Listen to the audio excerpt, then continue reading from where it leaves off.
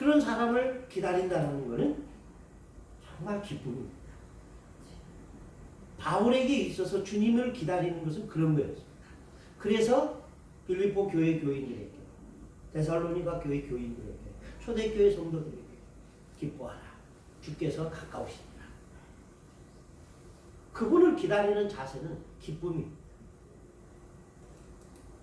그래서 이 대림절 네 번째 네 주인데 이 네 주 가운데 세 번째 주가 기쁨의 주입니다. 그래서 개신교는 그렇게 중요한 의미를 두지 않는데 카톨릭에서는 세 번째 주일은 기쁨의 주일로 간주해서 사제복도 보라색 사제복을 벗고 빨간색 수토를 한 사제복을 입고 미사를 집례했었습니다. 지금도 역시 그렇습니다. 그러니까 이 데살로니가 전후서의 그런, 저는 그렇게 생각합니다. 주제가 재림에 대한 기다림입니다.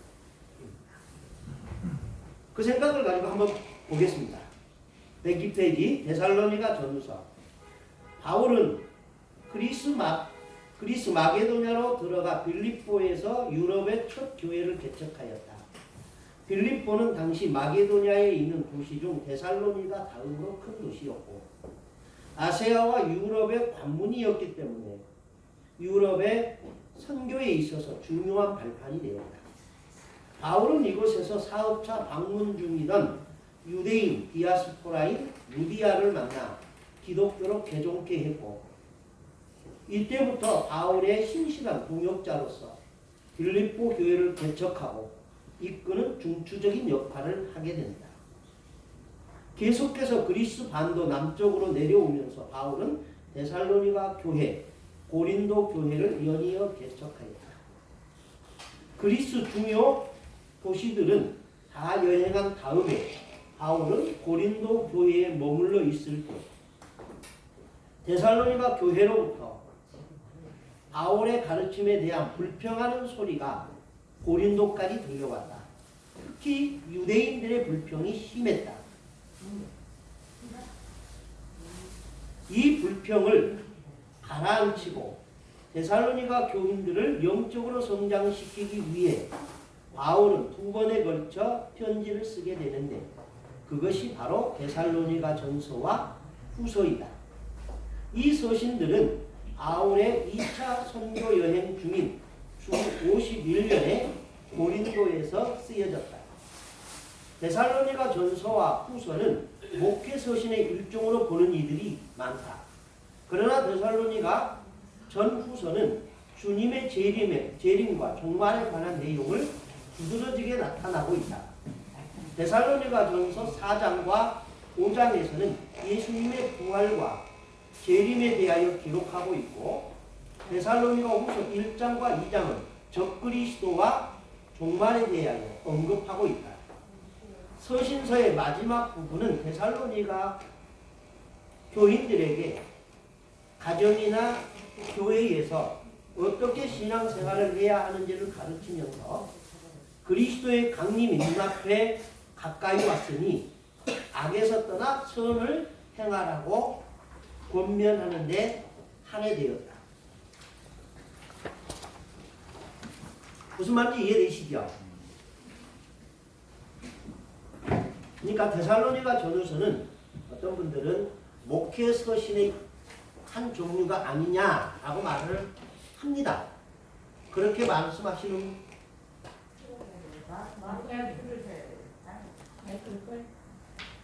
끄고 할까요? 아니 위로 잡으시면 밑에 지금 이렇게 들으라고? 예.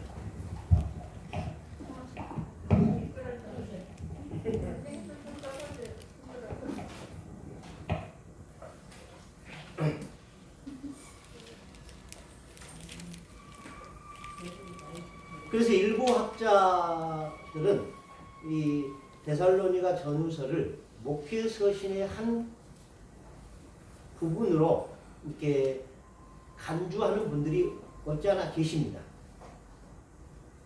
근데 저는 개인적으로 목회 서신의 한 부분이라기보다는 종말에 관한 가르침을 하려고 쓴 것은 아니었을까 하는 생각을 한다라는 겁니다. 두 번째, 고린도 전후서입니다. 바울과 그 일행은 주 53년에서 57년에 3차 선교 여행을 하게 되었다. 3차 선교 여행의 주 목적은 2차 선교 여행 때 개척했던 교회들을 재방문하여 힘을 주고 격려하기 위한 것이었다. 3차 선교 여행 중 바울은 에베소에 있는 두란노 소원에서 약 2년 동안 제자들을 가르쳤다. 그때에 고린도 교회가 많은 문제들로 인하여 어려움을 겪고 있다는 소식이 들려왔다. 그래서 바울은 고린도 교회에 두 번의 서신을 보내게 되는데 그것이 바로 고린도 전서와 후서다. 고린도 교회의 문제는 뭐였을까요?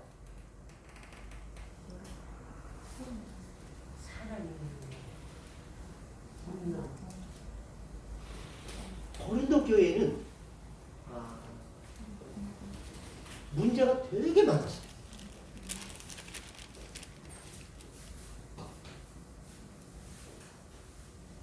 도덕적 문제로부터 시작해서 신학적 문제까지, 부활, 음식에 관한 문제, 이런 것까지 해서 굉장히 문제가 많았어요.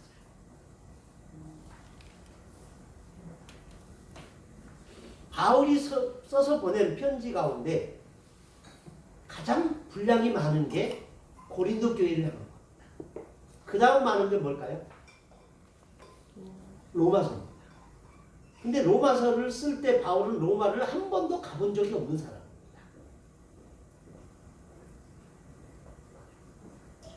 그런데 고린도 교회는 바울이 직접 두 번째 선교 여행을 가면서 개척했던 교회입니다. 그래서 고린도 교회에는 많은 책망을 하지만 애정이 담겨 있습니다. 그 다음 로마서입니다. 주 57년경에 기록된 서신입니다. 바울은 3차 선교 여행이 끝나갈 즈음인 주 57년에 고린도에서 로마서를 썼다. 당시 바울은 아직 로마에 가보지 못한 상태였고 두란노 소원에서 훈련받았던 30여 명의 제자들만 바울보다 앞서 로마에 파송되어 있었다. 이들의 이름은 로마서 16장 1절에서 16절에 기록되어 있다. 그러니까 바울 서신 16장에 보면은 많은 사람들의 이름이 기록되어 있지요. 그런데 바울은 로마를 한 번도 가본 적이 없습니다. 근데 그 로마 교회에 대해서 많은 정보를 가지고 있습니다. 그러면서 누구누구에게 문안하라, 누구누구에게 문안하라, 그런 얘기들이 많이 나옵니다. 그 이유가 뭐냐? 바로 이 두란노 소원에서 2년 동안 목회하면서, 에베소 교회를 목회하면서 가르쳤던 제자들이 로마로 가서 전도해 로마 교회를 설립했다라는 얘기입니다. 근데 로마 교회 설립은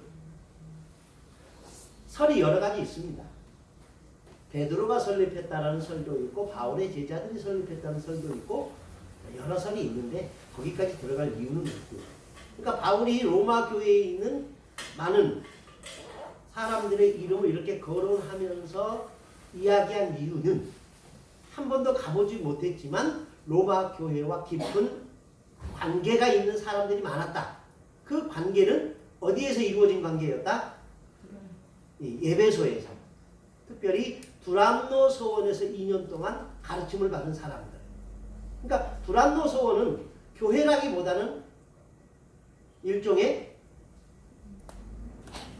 바울의 신학을 전수하는 교육기관, 이걸 보는 게 낫지 않을까 싶습니다.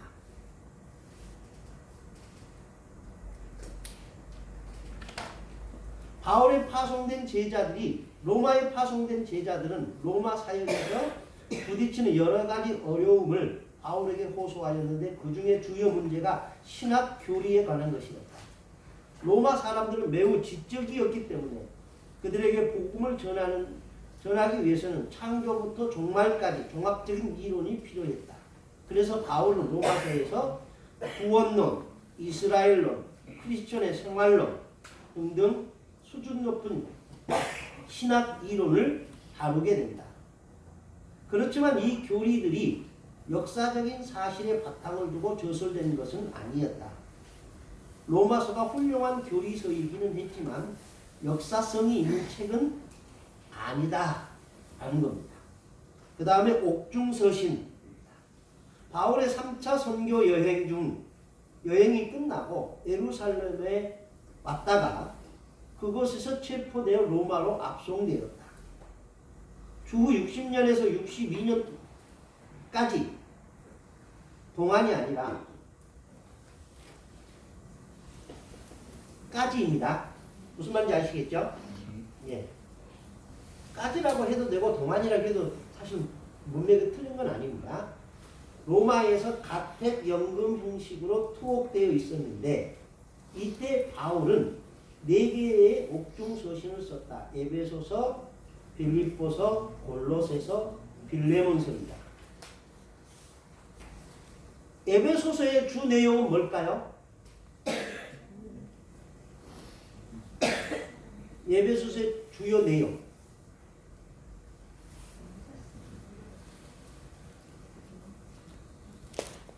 이 에베소서를 이해하기 위해서는 예수님께서 소아시아의 7교회에게 보낸 메시지가 있습니다. 그 메시지 가운데 소아시아에 있는 교회 가운데 첫 번째 교회가 에베소 교회입니다. 그 에베소 교회에게 예수님은 뭐라고 말씀하십니까?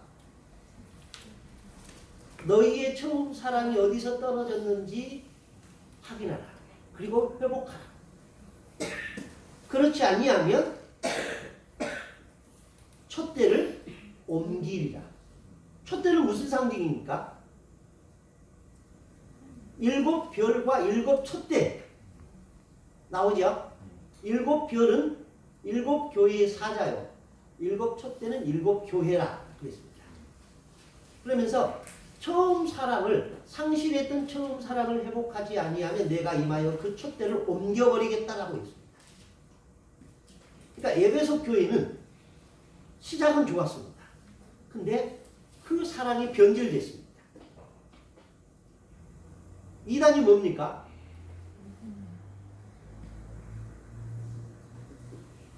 이단. 전혀 새로운 것일까?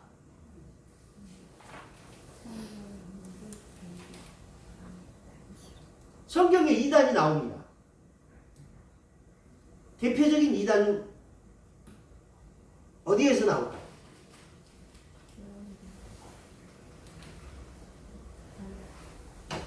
구약 성경에 나옵니다.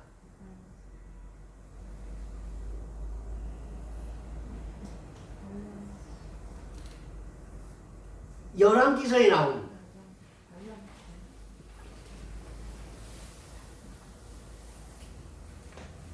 르호보암과 관계되어 있는 그 시대입니다.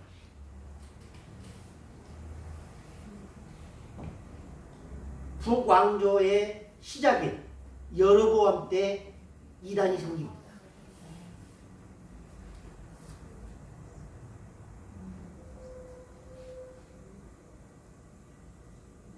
무슨 얘기인지 이해되셔요? 네. 다시 한번 설명해 주세요. 자, 보세요. 솔로몬이 아합의 딸과 결혼을 합니다. 그러면서 예루살렘에 바알 신전도 짓습니다. 그러니까 하나님이 싫어했습니다. 그렇지만 다윗을 생각해서 내 대에는 이 나라를 쪼개지 않겠다 라고 말합니다. 그리고 그 아들 대에 가서 그 아들이 누구예요? 르호보암입니다. 그 르호보암 때에 10개의 지파를 떼어서 여로보암에게 주고 2개의 지파만 르호보암에게 줍니다. 그래서 북왕조 이스라엘과 남왕조 유다가 나누어집니다.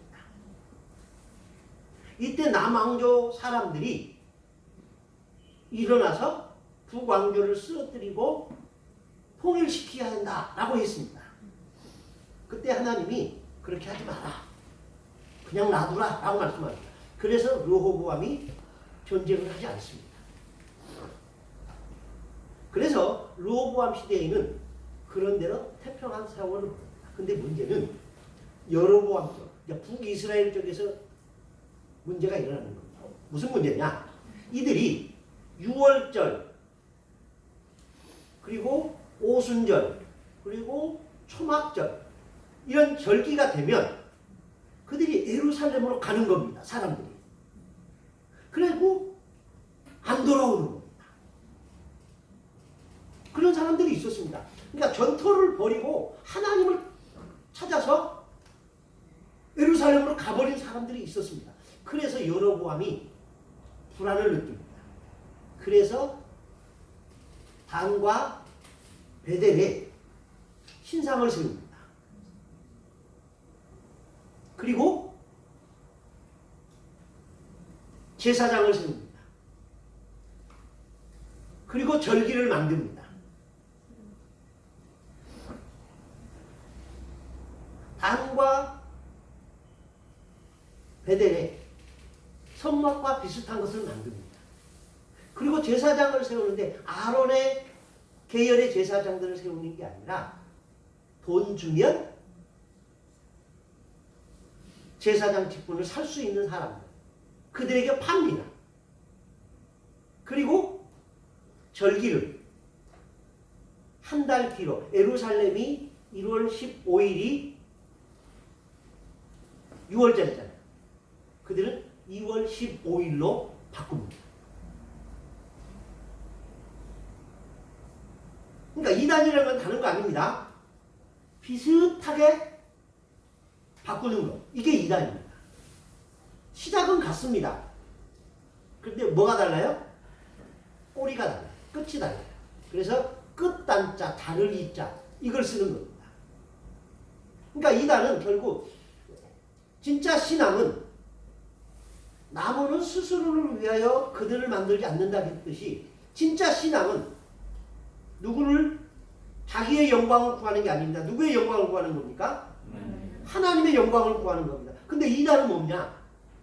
하나님의 영광으로 시작한 것처럼 보였지만 결국 누구를 위한 거야? 나를 위한 거야. 그래서 성경에 십계명을 이야기할 때 십계명 한번 보세요. 두 번째 계명 뭐라고 써있는지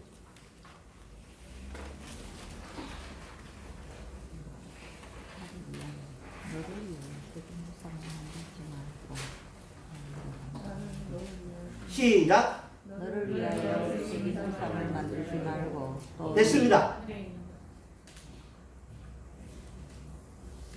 너를 위하여 뭘 만들지 말라? 우상을 만들지 말라. 우상은 그러니까요. 우상을 위하여 우상을 만드는 게 아니에요. 우상은 누구를 위하여 만드는 거예요? 나를 위하여 만드는 거예요. 그러니까 여로보암이 그 북이스라엘의 종교를 하나님을 위하여 만들었습니까? 자기를 위하여 만든 거예요. 그러면서 하나님처럼 비슷하게 하나님을 섬기는 신앙처럼 비슷하게 만들어가요. 이게 이단이라는 건 다른 거 아닙니다. 완전히 다르다 이게 아니에요. 교묘하게 조금씩 달라가요. 우리가 이 수학 문제를 풀다 보면 각도가 처음에는 넓어요, 작아요? 작아요. 근데 가면 갈수록 그 폭이 어떻게 돼요? 커져요.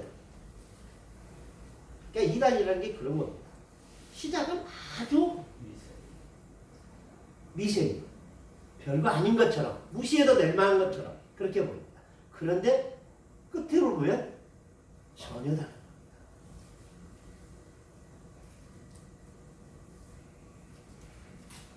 이 에베소 교회가 그랬던 겁니다. 에베소 교회가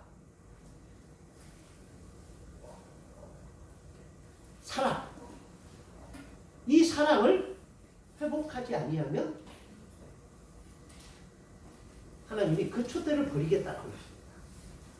그래서 이제 그 소아시아에 있는 에베소 교회, 서머나 교회, 버가, 도아디라, 사대, 빌라델피아, 라오디게아, 이 7 교회들을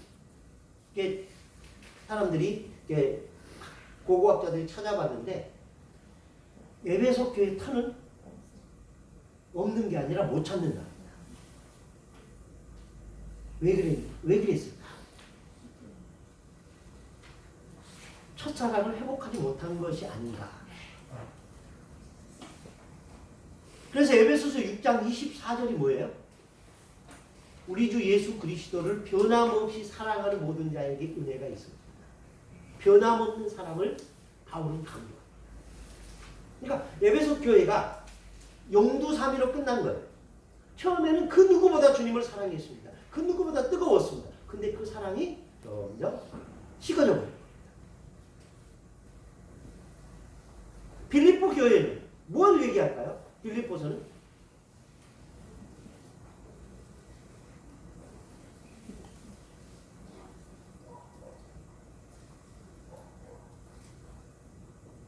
집에 가서 읽어보십시오.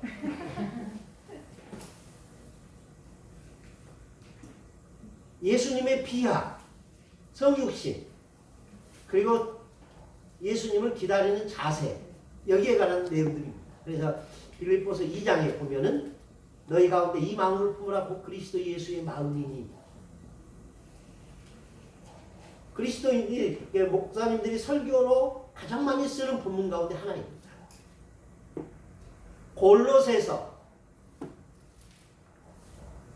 골로새서는 설교에 많이 등장을 하지 않아요. 자, 그럼 빌레몬서는 한 장으로 돼요. 아주 짧습니다. 이건 개인 서신입니다. 근데 이 내용이 굉장히 심오합니다. 구약 성경에 보면은 호세아서 있지요. 이 호세아서는 지극히 개인적인 애언서입니다. 호세아서의 내용이 뭡니까?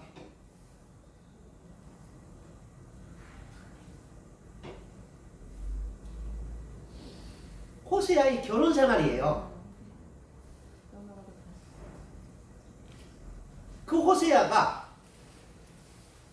호세아라는 이름의 뜻이 구원하다라는 겁니다. 하나님께서 구원하신다라는 뜻입니다. 그 호세아라는 이름과 같은 이름을 쓴 구약에 또 다른 유명한 사람이 한 사람 있습니다. 모세와 관련된 사람. 여호수아. 이 여호수아가 처음에 호세아였습니다. 그런데 모세가 여호수아로 부른 겁니다. 근데 여호수아, 호세아 같이 호세아인데 이 호세아가 신약 성경에 오면 이름이 바뀝니다. 뭐로 바뀔까요? 예수아로 바뀝니다. 그러니까 히브리어 호세아가 그리스어 예수로 바뀌는 겁니다. 그래서 예수와 호세아는 같은 의미입니다. 구원하다. 그러니까 천사가 마리아에게, 여기서 나타난 천사는 누구일까요? 가브리엘입니다. 가브리엘. 이 가브리엘 천사가 마리아에게 잉태된 사실을 이야기합니다. 그러면서 그 이름을 뭐라 하나? 예수라 하나. 그는 저가 자기 백성을 구원할 자이십니다. 거기서 이제 구원자라는 이름이 나오는 겁니다. 근데 이 호세아서를 보면 하나님이 호세아에게 결혼하라고 명령합니다. 근데 그 결혼의 대상자가 자 구약의 제사장들은 결혼할 때 그 결혼할 수 있는 대상자가 있었어요. 흠이 없는 여자예요. 그러니까 결혼했다가 이혼당하거나 혹은 처녀로 아기를 낳거나 이런 여자는 안 됐어요. 근데 하나님은 이 호세아에게 결혼하라고 중매를 하면서 그 결혼하라고 한 단서가 뭐예요? 음란한 여인을 취하여 아내로 삼아. 음란한 여인. 그래서 호세아가 결혼을 합니다. 누구랑? 고멜이라는 여자. 그리고 그 여자가 두 아들을 낳습니다. 그리고 어떻게 합니까? 도망갑니다.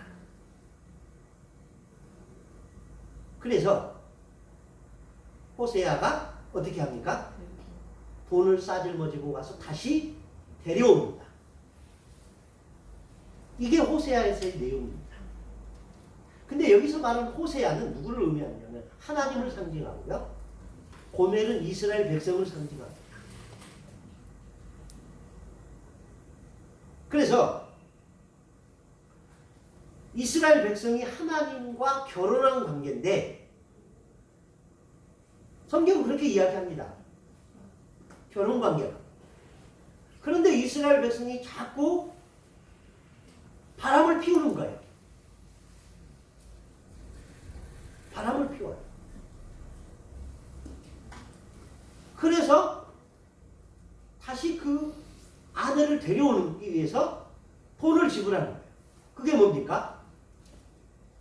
예수님의 십자가의 죽으심입니다.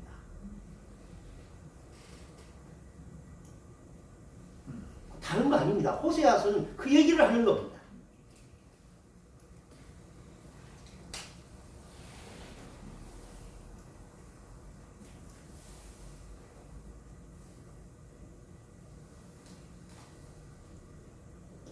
근데 신약 성경에는 이 빌레몬이라는 빌레몬서는 구약 성경의 그 호세아서가 지극히 개인적인 그 애언사라고 한다면 신약 성경의 개인적 서신이 딱 하나 있는데 그게 빌레몬서입니다. 이 빌레몬은 노예였습니다. 에베소 교회의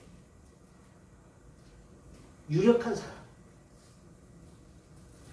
근데 그가 어느 날 주인의 돈을 훔쳐가지고 도망가 버렸습니다. 어디로 도망갔을까요?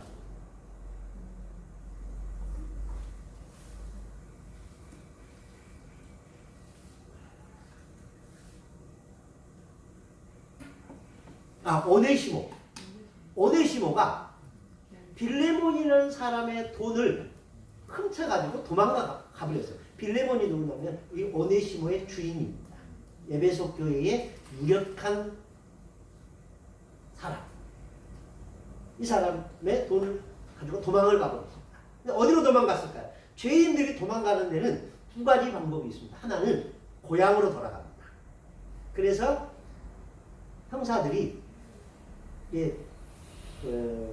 무슨 용의자라고 지목하면 가장 먼저 어디로 가요? 고향으로 가요. 그러니까 사람들이 죄 지으면 불안하거든요. 그러니까 자기를 감싸줄 수 있는 곳, 그것으로 가는 거예요. 그래서 고향으로 갑니다. 그리고 또 다른 하나. 고향이 아니면 어디로 갈까요?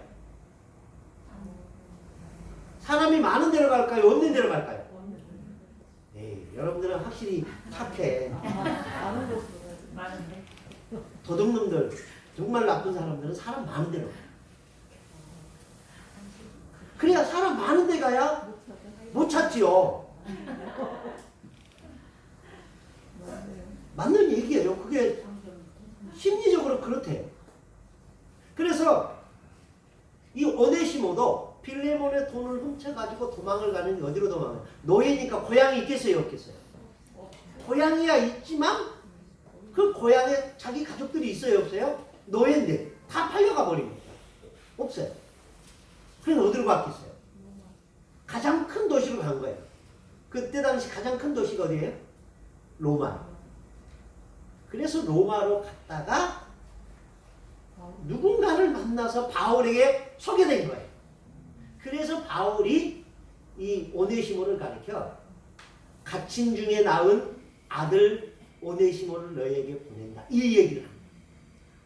갇힌 중에 낳았다라는 말은 무슨 말일까요?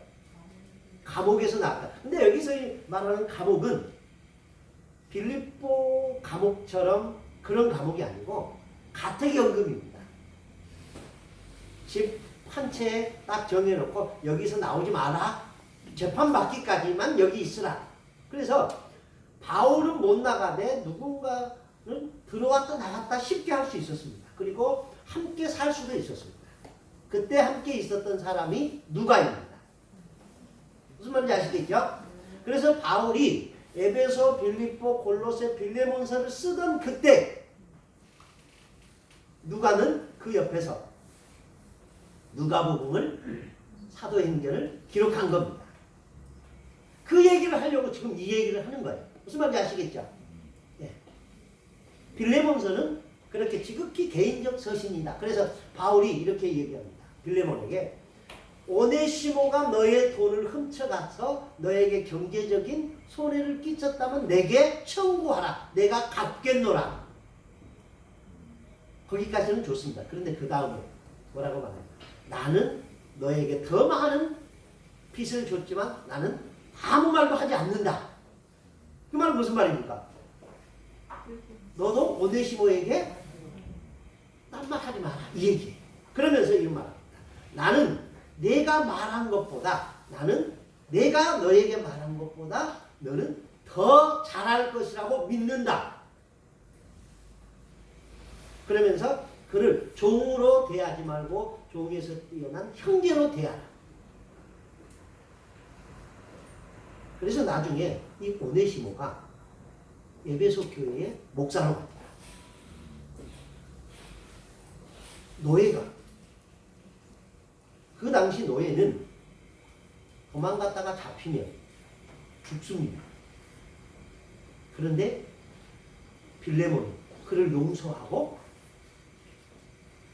목사로 섬깁니다. 대단하지 않습니까? 그런 교회였습니다. 앞서 세 권은 각각 에베소 교회, 골로새 교회, 빌립보 교회에 보낸 공적인 서신들이다. 그러나 빌레몬서는 바울이 빌레몬의 노예인 오네시모를 옥중에